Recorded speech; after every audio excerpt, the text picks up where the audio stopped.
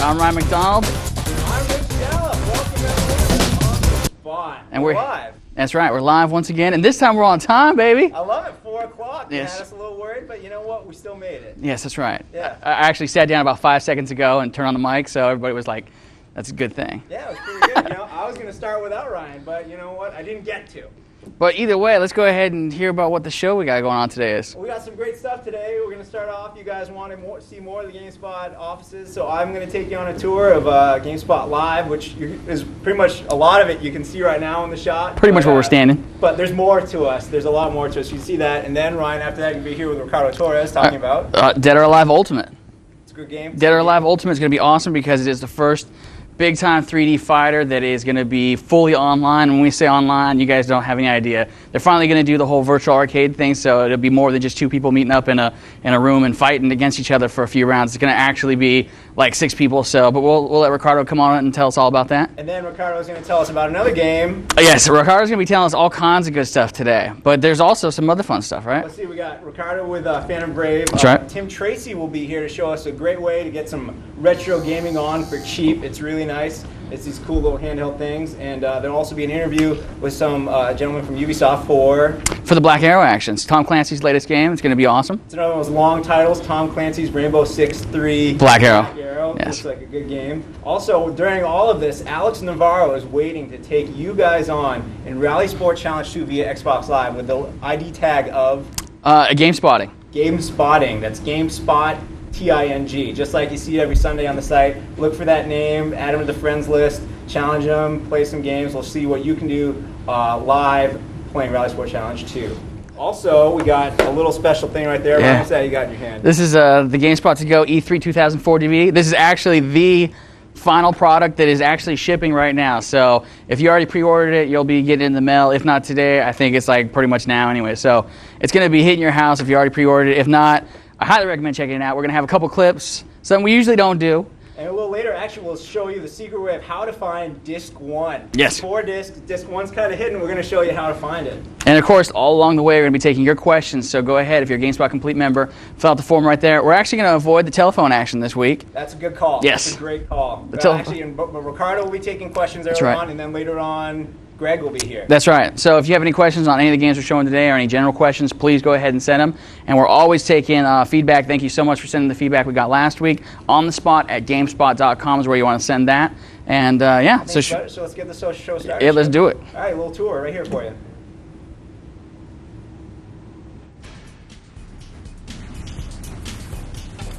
Hi everyone, welcome to your next stop on the GameSpot office tour. And what part of the office do I know better, maybe the kitchen, than the GameSpot Live area? So what do we got around here? Here's my desk.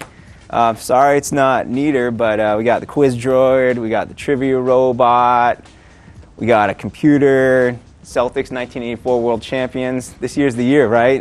Well, anyways, moving on, we got... And well, look who's sitting right behind me, but our own Tyler Weingartner. Tyler, just wave. You're not mic'd, so we can't hear you, but That's all right. Tyler's working on top secret stuff we can't show you right now. That's okay. If you look over Tyler's shoulder and my shoulder, you'll see our studio. This is the sit-down set. Sometimes we call it the main set. Sometimes we call it like the main set, the sit-down set. Over here, past our nice TV, you find the standing set. Zombie J holding it down. That TV you may remember was from our old stuff we used to shoot, but now we got much more professional stuff looking really nice right here. Nice little flat panel, good stuff. Here's our green screen, which is really cool. We're actually in the middle of making a like a Who Framed Roger Rabbit-esque movie starring Ryan Davis and Jeff in an animated turtle. It's going to be really good. It'll probably be coming out in the fall, I think, maybe spring 2005. Can't come see GameSpot Live without seeing Craig and Jim. Hey, Craig and Jim, how you guys doing? Hey, Rich, how you doing? All right, working hard. We got Craig right here. Craig gets the big, huge desk because PC demos happen here a lot. And now Jim, because he's the newest guy, we put him as far away from us as possible. Right, Jim? That's right. Just give me a big thumbs up. I don't think we're going to see you. Great. Thanks, Jim. Keep up the good work. And here we got Tim's office. Very nice. Good posters in here. Tim is the neatest member of GameSpot Live. No question. He's also a huge Giants fan, which is why you see his best friend Barry Bonds right there and everyone else's best friend Eric Gagne. Tim actually called Eric Gagne the best closer in baseball the other day. No. Moving on. We have Ryan D. MacDonald's office. Hi, Ryan. Hey, what's up, buddy? No, I don't think anyone's going to be able to hear it because we don't have you mic too much, but you see Ryan here. Ryan's a big boxing fan, so he's got the Ali poster. Ryan, kind of a sharp contrast to Tim's office. I'm not going to say anything more than that, but Ryan's got his chairman award right there. Really cool chair, collector's item, one of a kind, American flag. Great office. Thanks, Ryan. We'll see you soon. Coming down here, we got our last office on the tour, Dave Toole. Dave, you want to mind if we step in for a second? Here's Dave's office. Dave's office is the warmest office in all of GameSpot because he has about 17 different computers in here, all cranking at like 3 million RPMs, doing all the mad scientist stuff he does. What do you got there, Dave? It is our new E3 DVD, which we got in the office yesterday finally, and it should be shipping to people, I believe, tomorrow. The new E3 DVD, looking pretty cool. I think we're going to learn a little more about that later in the show. Thanks, Dave. No problem. We'll see you around. Mad scientist Dave Toole, everyone. And here we are back where I sit. You can see these are our signs we use. They're kind of interesting. People like them for when we're filming stuff. We need people to be quiet. We got Samus. Sometimes they fight. Yeah, it's a tough battle. Mike Vick, Stefan Marbury, my good friends. And we're back here at my desk. So Camaro parking only. Sorry, guys. We got to finish getting the rest of the show ready. But come back next week for more tours of the GameSpot office. Thanks a lot. And we're back. So thank you, Rich, once again for giving us a little office tour. Hope you guys enjoyed that. That was the GameSpot Live area, of course, which is cool, huh? It is. Joining me now, of course, is our good friend Ricardo Torres. Howdy. Ricardo, you are here to talk to us today about some action, some specific fighting game action. Is that correct? That is correct, sir. So this particular fighting game, as we alluded to at the beginning of the show, is Dead or Alive, and it used to be called Online, right? Mm-hmm. Now they changed the name to Dead or Alive Ultimate. Yep. But either way, that game's all about one thing and one thing only, right? It's pretty much about online? Yes. Excellent. Why don't you go ahead and tell us the kind of brief overview of what we're talking about here. So it's basically, it started out as like a compilation of the first two games in the series. Mm-hmm. Original game was, like, little known fact, in arcades on Sega's Model 2 arcade hardware, which is sort of where Virtua Fighter 2 was made. And Dead or Alive was kind of made by Tecmo. Came out of the blue. People didn't really expect to find a game out of them. Did really well, and the sequel did even better, obviously. And so, since a lot of people maybe weren't familiar with first two games in the series, Tecmo's put out this compilation, but they wanted to do more than just, just another compilation of games people have already played. So they made the whole thing online. So you can actually play DOA 1 and DOA 2 online. That's awesome. Now, actually, you can play DOA 1 online? Yeah. That's awesome. We got a few questions about it. Before we get to those, though, yep. Can you tell me a little bit more, tell the folks at home a little bit more about the actual online action? You can do up to 6 people in one game, is that right? Yeah, it's they've got this really kind of cool thing that, Team Ninja's whole thing was they kind of missed the fact that you really can't go into an arcade these days and kind of have the same experience that we did back in the day when it was all about lining up, putting your quarters on the machine and trying to intimidate somebody off. You get something close to that with Xbox Live, but it's still not quite there because it's usually just you and one other person. But they're working it so where you're still going to be able to fight like another person, but you're going to be able to have up to 6 other spectators kind of log into the game too and watch, which is pretty dope. And the cool thing is you can actually chat with everybody while you're actually watching, right? So people can be, either cheering you on or, maybe saying pretty bad things. And you can actually even move the camera around and all kinds of fun stuff. Yeah, you can sort of shift the camera angles just because they want to make sure people at home don't get bored, right? Just watch other people fight. So you can, zoom the camera in and out, adjust the angles and whatnot. Just, keep busy. All kinds of stuff. Now, before we go crazy over into detail, you got something fun that's going to be coming out pretty soon here that's going to be showing more and more of the game, right? Yeah. So when's that going to be happening? It's going to be happening tomorrow. Tomorrow? Yes. So tomorrow is going to be where people can come back to the site, read all up on Dead or Alive Ultimate? Yeah. Fantastic. Now, there's actually some, at the end of this is actually the trailer that they released at E3. We've been, we're trying to get some extra footage for you guys. The one thing they did give us, and you'll get a little sneak peek today, is the new screenshots that'll be going up with your story tomorrow. Yep. So the stuff that you're going to see right here, there's some new screens that are rolling through. But while we're actually taking a look at that, I'm going to throw some questions your way. Go for it. While we're sitting here, I did see some questions come in from some people. This one comes in from Mitchell Lubin from San Diego. Mitchell asks, how many characters will be in Dead or Alive Ultimate? How many polygons does each character have? And what graphic engine is being used? All right. Let's see. First one, the cast of characters for both games are the same as they were in the original game. So it's, I think it was like 8 or something. No. So basically, go back to the first two. No. So the core cast of available characters are the same as they were in the original games. So whatever was in DOA 1 and DOA 2, you're going to have in Ultimate.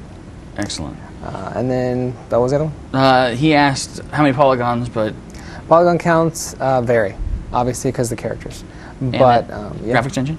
Graphics engine, this game's actually using kind of the next generation of, well, here's the thing. Dead or Alive 1 is pretty much a port of the Saturn version, so it looks like a really nice Saturn game. Dead or Alive 2 is a little different because they didn't just kind of port the engine over for that. They created a new one. So what you're using for Dead or Alive 2 is kind of the next generation of the Dead or Alive Extreme Beach Volleyball engine. This one comes from Craig from Tucson, Arizona. He wants to ask, are there going to be any tournaments for Dead or Alive Ultimate?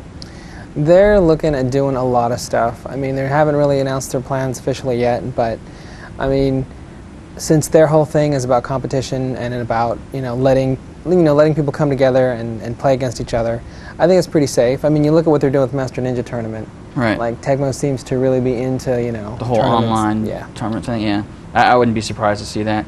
This comes from Mellow Guy. He is in Los Angeles, California, and asks, this is actually a good question. Will the experience in Dead or Alive Ultimate offline be good as it is online?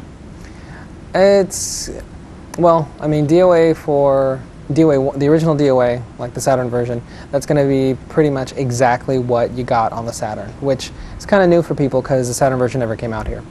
DOA 2 is a little different. I mean, the core game is going to be the same, but there are certain things that you're going to be doing in DOA 2 offline that will affect what's going on in DOA online. So, I think we got a question for. I think we got time for one more question. Yep. This is from Dan Davis in Dallas. Dan asked, "Will Ryan look as good as he did in Ninja Gaiden if you've seen his model?" We did, didn't we? Yeah, I think so. Yeah, we did. They're kind of keeping him more in line with the rest of the cast in that kind of look and graphics engine, so he doesn't look quite as flashy, but it still looks good. Excellent. We're going to actually move on now and go ahead and skip on because we can sit here and talk all day about Dead or Alive Ultimate. But tomorrow, come back to the site around 3:30 p.m., right? 3:30 p.m., we're going to post a preview with Ricardo's all kinds of good information, so be sure to check back for that. Right now, we're going to check in with our good friend Rich Gallup and Alex, who, of course, are over playing RallySport Challenge 2. You over there, Rich? Oh, I'm over here, Ryan. I'm sitting with Alex, and I'm going to be honest with you. Alex is a little struggling a little bit here, Alex.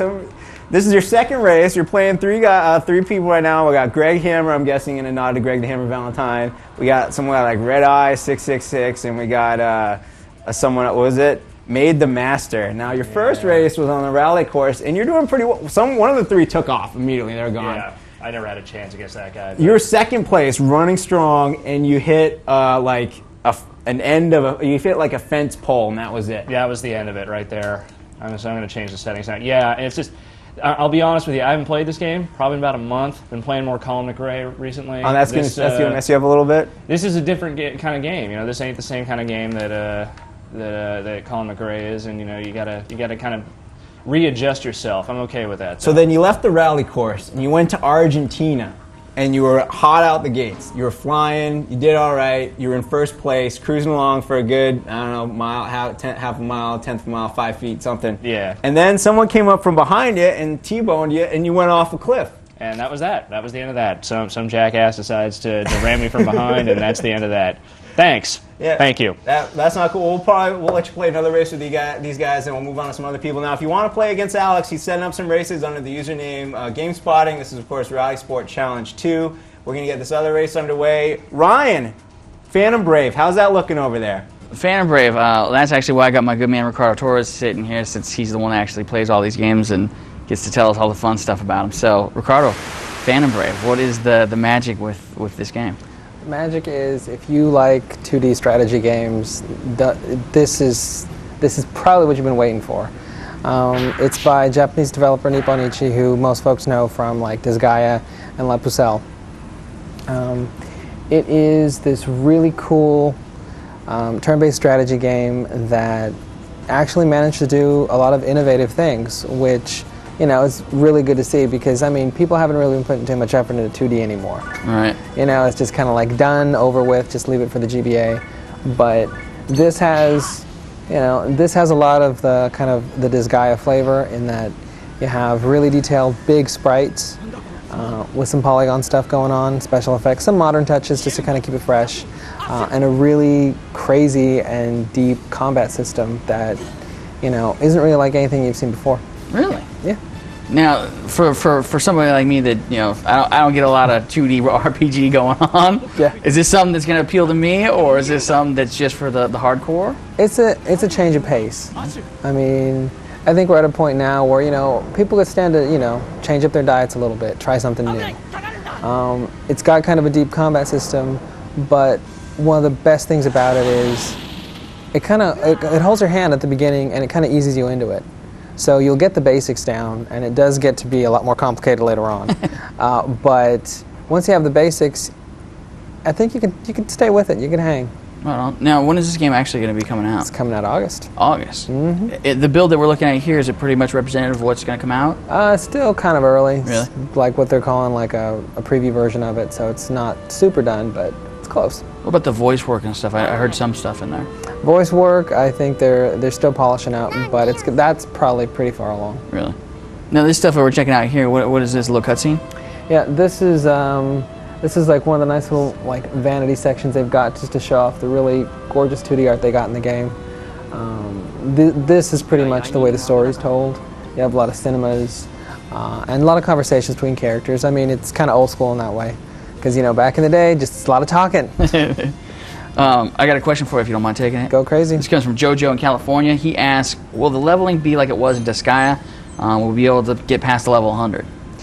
Oh, God. Lord, man, I didn't get that high. No, not sure.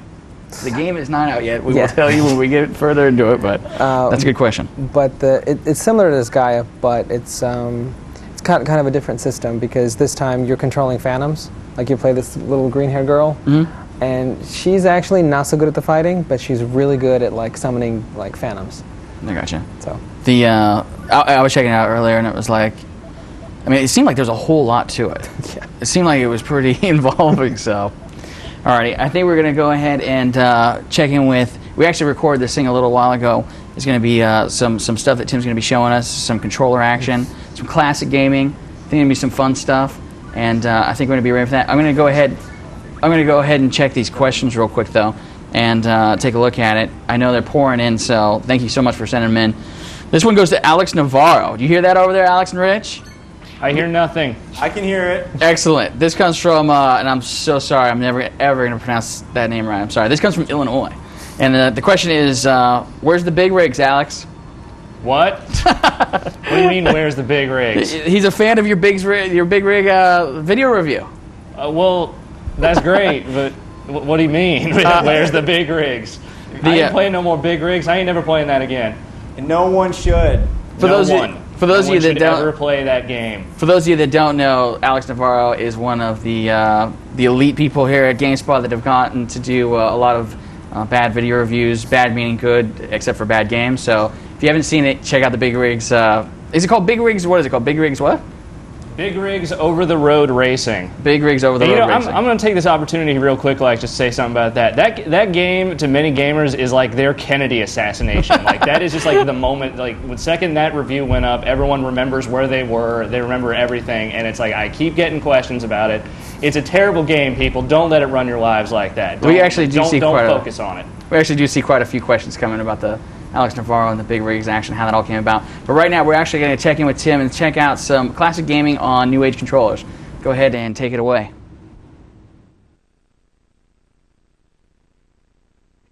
I'm here with Tim. Tim, what are you doing right now? Right now I'm playing some Miss Pac-Man. How are you playing Miss Pac-Man? This is a TV. This isn't an arcade. Super easy. It's this little box here from our friends at Jack's Pacific. Uh-huh. Probably seen something similar to it. They sell them at Walmart. It's like Target. $20 or so, probably. $20. This thing has 5 different games on it. You got Miss Pac-Man, Pole Position, Galaga, Xevious, and Mappy. So these are all Namco games in this little bit right here? Yeah, they're old school classic Namco games. And that's totally Miss Pac-Man right there. Totally Miss Pac-Man.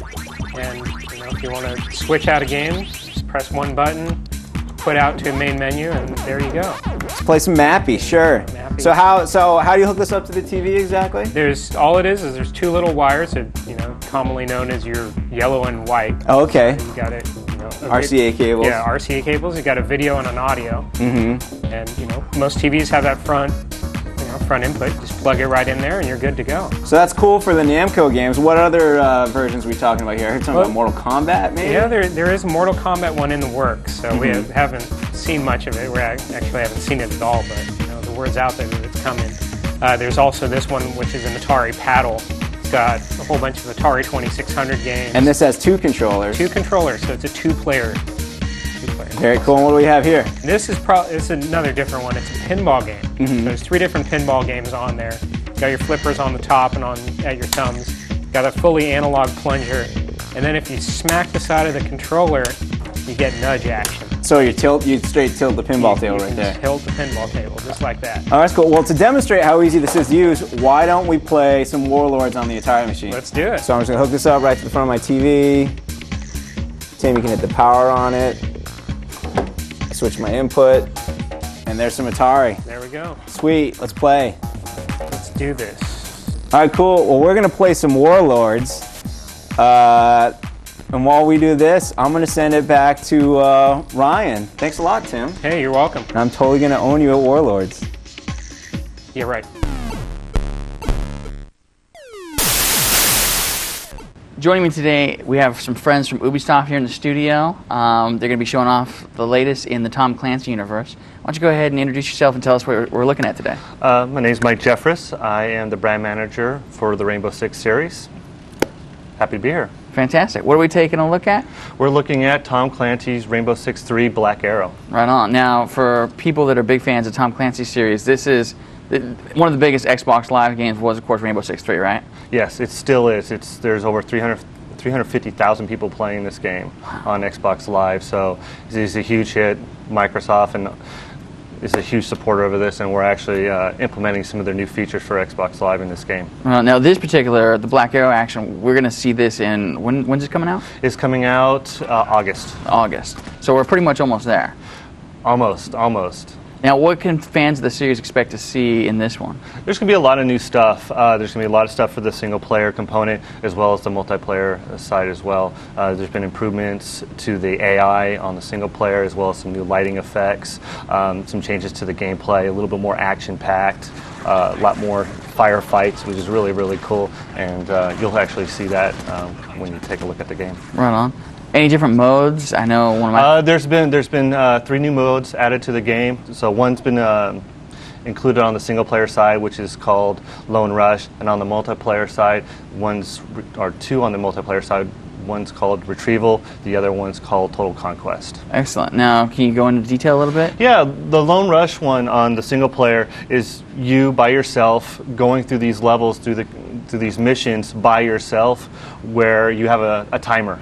And you have to get through the level within a certain amount of time, which is a lot different than the normal gameplay that people actually are used to, because you have to run through it. It's not sort of the stealth game where you have to creep and make sure everything's clear in a room before you actually go into it. So you sort of have to go into it guns blazing and firing and get through the level as quickly as you can. Right on. What about the multiplayer? On the multiplayer ones, those are what everybody's really going to gravitate to since this game is so huge on Xbox Live.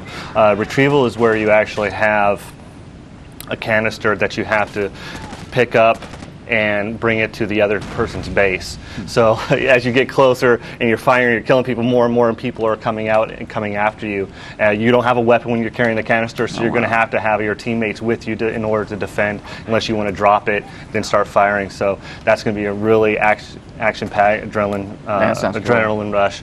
The other one is called Total Conquest, where you have these radar dishes placed in certain areas of the map where you have to go over there and take control of them. And you'll actually see this represented by a green light or a red light on the actual radar dishes, and you belong to a red or green team. So if you're the red team, you see a green one, you want to go over there, but you got to be careful when you go over there because there's usually somebody sniping. As soon as you reach out there, you're going to be whacked. So it's better to have some cover when you're up there and changing it to your team's control. So it's a lot of fun. People are going to really get into it. That's awesome. How many new multiplayer levels? There's going to be 14 new multiplayer maps. The single player is going to have 10 missions, so it's a pretty big campaign that you're actually going to run through. It's all based on a conflict that's happening in the sort of Middle East, sort of in the Black Sea region, and that's where we came up with the name Black Arrow. Arrow is sort of a code term in the military for missile.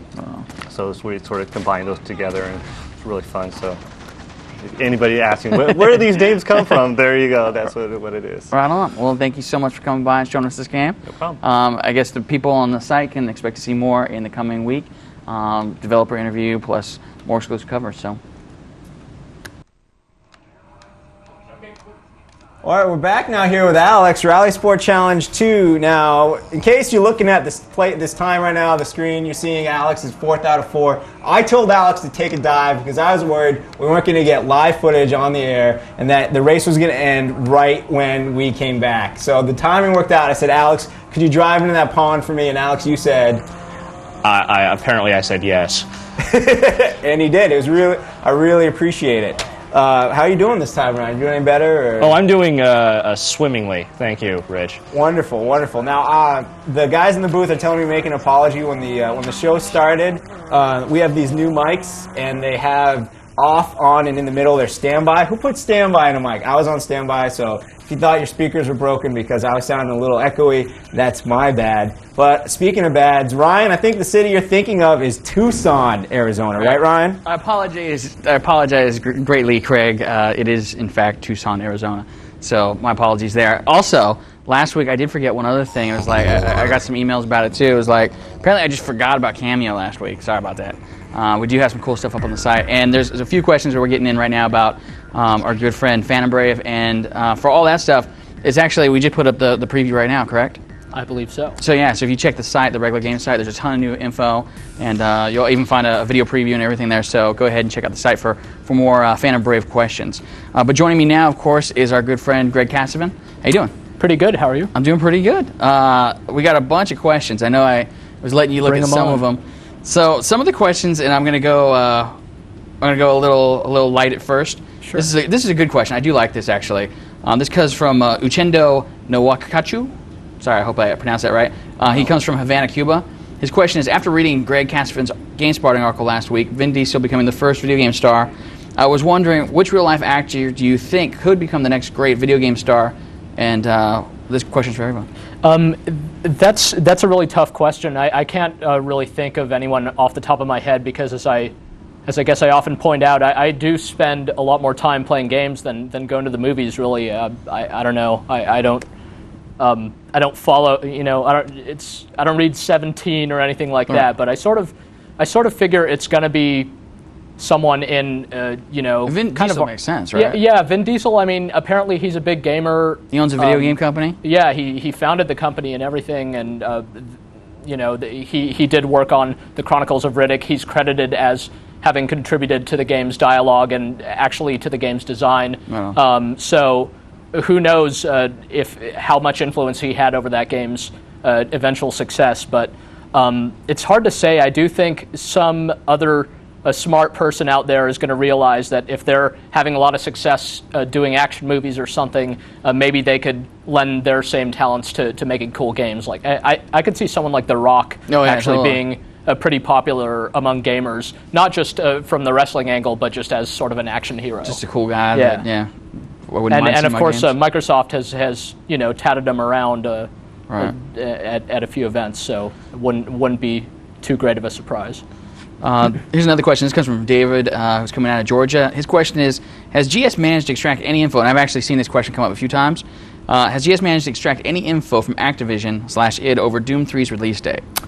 Yeah, I mean, you could see kind of the sordid history of Doom 3's release date just by going to our game space and looking in the news section. There have been a number of kind of boy cried wolf type incidents where the release date seemed to come up and then it changed. So id Software all along has been saying when it's done, and actually when it's done is the first sentence of my upcoming GameSpot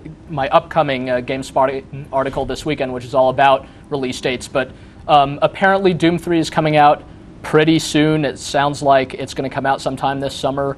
Nothing is confirmed, though, so we'll just have to see. I personally think it's kind of the race is on between that game and Half-Life 2, which sound like they're going to come out at a similar time, hopefully. Any speculation on what, like, exactly? Do you think September? It's sounding, I mean, I think the present indications are that both games are supposed to go gold or something in August, so... I would figure about that time. Let's cross our fingers, I guess. Yeah, totally. Here's another question that comes up. It's about our coin-op arcade. They want to know who is the best at Ultimate Mortal Kombat 3 currently. There's an easy answer to that question, and the answer is Jeff Gerstmann. But that's because he's been practicing, man. I haven't played Ultimate Mortal Kombat 3 since like, man, that game is almost 10 years old. So I was pretty embarrassed at how I'd completely forgotten all of my, like, everything about that game. But the Mortal Kombat games are so much about, like, memorizing really specific moves. It's not just, strategies of, like, dragon punches and uppercuts like, and stuff. It's block knowing, roll. weird little button combos. So it's all coming back to me, and I'm surprised at how well that game holds up, actually. It's still really fun. It is. I can't believe how much fun I have with that game. But the other thing I can't believe how much fun I've been having lately, and I think you would agree with me, is our GameSpot to Go E3 2004 thing. Yes. We're almost out of time, but before we go, we did pull up a couple excerpts of the documentary that's on it. There's an hour-long documentary that is awesome. I mean, if you guys, it's cool because it's not just about us, it's about E3. It's about everything, basically, that is in and around E3. It's really, really cool. So the parties, all that different stuff is all in there. Actually, here's the little clip right now. I'm actually going to let it roll because this is just a little trailer we kind of cut real quick. It actually includes a majority of the beginning of the show, so I'll just be quiet and let the music play.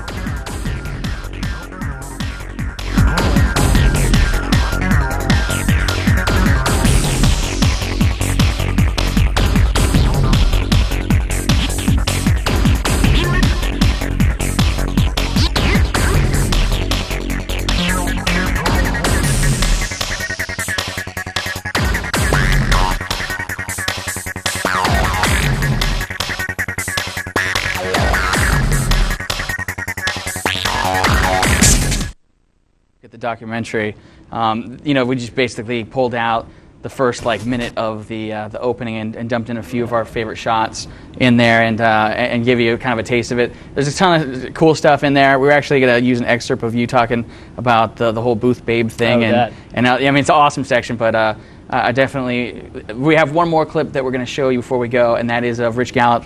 He edited together a beautiful, I think you'd agree, it's one of the most beautiful awards E3 thing ever. So here's a look at it. It's our Best of E3 awards on the DVD. All right, so yeah, here's my interpretation of Jungle Beat.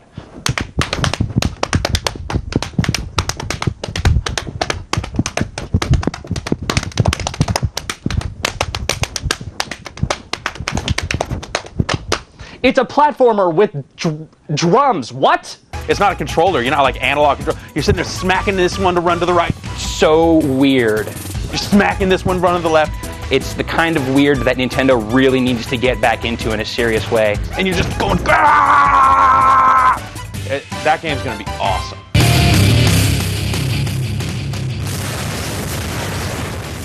So we picked Mech Assault 2 as our best Xbox game and best shooter game, which came as a surprise to a lot of people who were expecting to see Halo 2. Halo 2, of course, looked great at E3. They let us play one, kind of capture the flag map for a little while, and that was fun, as capture the flag shooters tend to be. But Mech Assault 2 was the Xbox game that impressed us the most at the show.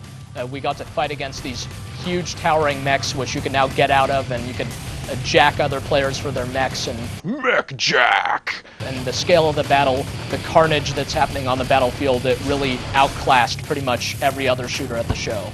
So the one thing they definitely wanted me to do, and they even wrote it up here, is to make sure I show you how to find Disc 1. It's actually not that big a mystery, but it's a 4-disc set. It is beautiful. If you have never seen this, I guess you haven't because it's just shipping right now. But yeah, I couldn't be prouder. This is, I guess, this is our 4th disc, is that right? Yeah, this is our 4th disc compilation set, and so yeah, it's beautiful. But Disc 1 actually is hiding right behind here. A little cool pull-out thing that comes out and shows you what is on all the discs. But yeah, so there's where Disc 1 would be hiding, but of course we pulled it out so we could pull some excerpts. So before I go, I'm going to toss over to Rich and check in with him one last time. Rich, take it away. Hey, how's it going? Actually, we have a kind of pool going around the office right now as to what day is the first day we're going to get a post saying, where is Disc 1? So I'm not going to try swaying it at all, but Saturday's looking pretty good if you need some tech support on the E3 DVD. Finding Disc 1. Alex? We don't answer no tech support on Sunday, Rich. You lose already. All right, my bad. So, all right, here we go. We're on our last race. The 3 guys, Red Eye, 666, Greg Hammer, and the Master Man, or whatever his name is. Yeah, I don't know. We're going to hook them up with some, made the Master. We're going to hook them up with some loot.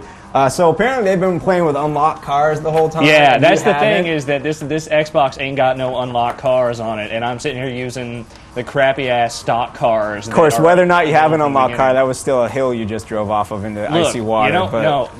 Hey, with an unlocked car, I totally could have stopped that. You totally, I totally would have stopped that from happening. Like, the cars fly. Yeah. The unlocked cars, they just pop out the wings. You'd be great. Yeah, for sure, man. All right, well, thanks to these 3 guys for playing. So next week we'll have another editor playing another game. Stay tuned. You guys can go head-to-head with them or womp them like they did Alex. But thanks, Alex. Thanks to these guys. And Brian, back over to you. Thanks, Rich. Looks like a lot of fun. I can't wait to get over there. And I'm sorry, at some point on the Spot's future, I have to be able to play against people on Fight Night 2000. Or Fight Night 2004, rather. It's like I got to get on that action. But we're out of time, and I can see Ricardo over there. He needs me to go help him out with some business. We didn't get the okay by any chance okay.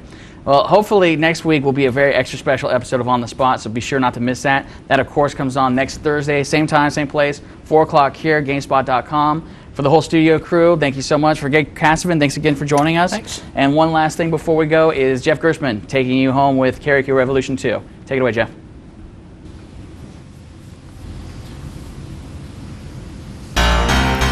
Oh, baby, baby.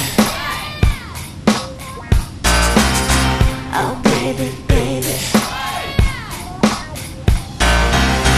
Oh, baby, baby.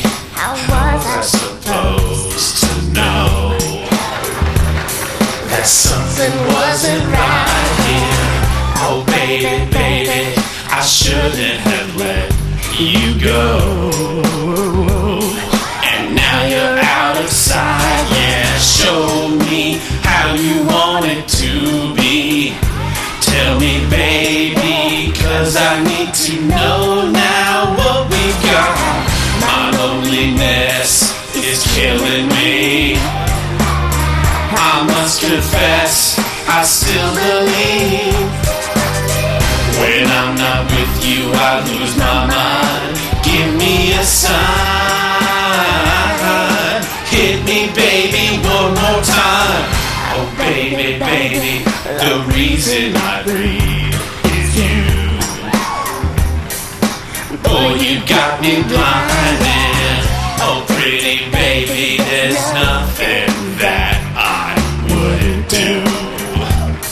It's not the way I planned it. Show me how you want it to be. Tell me, baby, 'cause I need to know now what we got. My loneliness is killing me. I must confess, I still believe. When I'm not with you, I lose my mind. Give me a sign. Hit me, baby, one more time.